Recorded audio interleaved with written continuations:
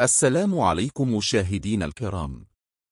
معركة الزلاقة هي معركة عظيمة جرت بين جيش المرابطين المغاربة بقيادة أمير المسلمين يوسف بن تشفين ضد الجيش القشتالي بقيادة الفونسو السادس ملك قشتالة وليون وجيوش أوروبا الصليبية في شبه الجزيرة الإيبيرية يوم الجمعة 12 رجب 1086 ميلادي. وقعت المعركة بعد تردي أحوال الأندلس نتيجة اقتتال أمرائها فيما بينهم وخضوعهم للقشتاليين، ما أدى إلى سقوط طليطلة في يدهم قبل عام واحد من معركة الزلاقة.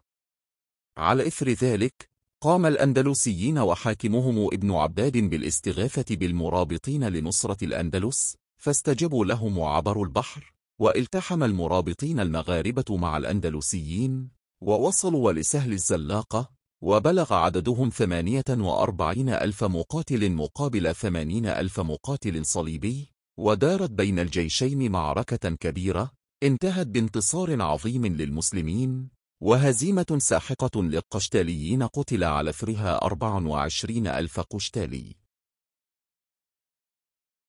معركة كونسويجرا هي معركة وقعت في أغسطس عام 1097 ميلادي الموافق لرمضان 490 هجري في الأندلس بطليطلة قرب قرية كونسويجرا في منطقة كاستيال أمانتشا بين الجيشين المتحالفين من مملكة قشتالة ومملكة ليون بقيادة الفونسو السادس ملك قشتالة وديجو بن السيد ضد جيش المرابطين المغاربة بقيادة محمد بن الحج، وانتهت بانتصار المرابطين المغاربة المسلمين.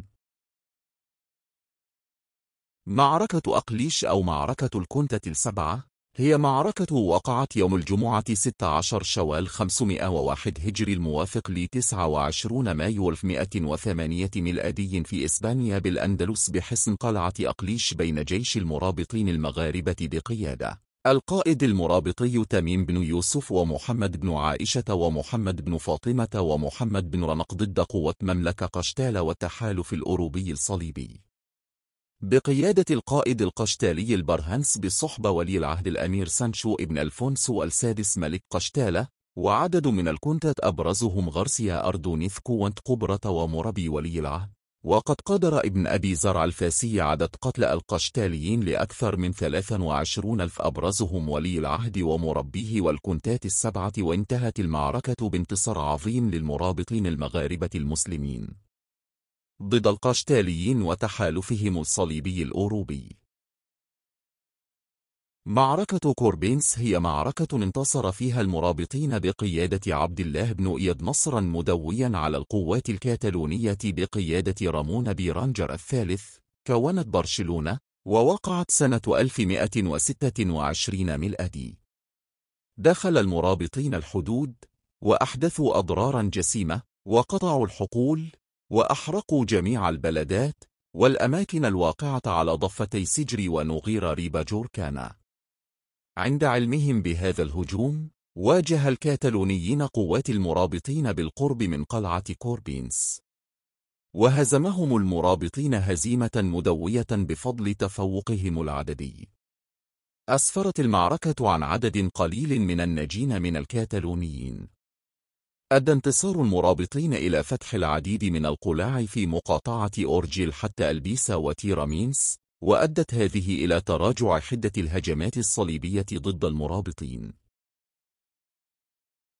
معركة إفراغ هي معركة وقعت في 23 رمضان 528 هجري الموافق ل 17 يوليو 1134 ميلادي في إسبانيا الأندلس تحت أسوار إفراغ في الفغر الأعلى بين قوات مملكة أراغون بقيادة الملك الفونسو الأول والجيوش المرابطية التي أتت لنجد بلدة إفراغ المحاصرة من قبل الملك الفونسو الأول بعد مقاومة شديدة بقيادة سعد بن محمد بن مردنيش. في الأخير المدينة استنجدت بالمرابطين لنجدتها، فهرع الزبير بن عمرو اللمتوني والي قرطبة ب2000 فارس، ويحيى بن غانية والي بلنسية ومرسية ب500 فارس، وعبد الله بن عياض والي الأردة ب200 فارس، حيث وصل مجموع عدد فرسان المرابطين ل10,000 فارس أمام 12,000 فارس قشتالي. في الأخير انتهت المعركة بانتصار كاسح للمرابطين أدت نتائجها لوفاة ألفونسو الأول حسرة بعد خسارته المعركة بوقت قصير.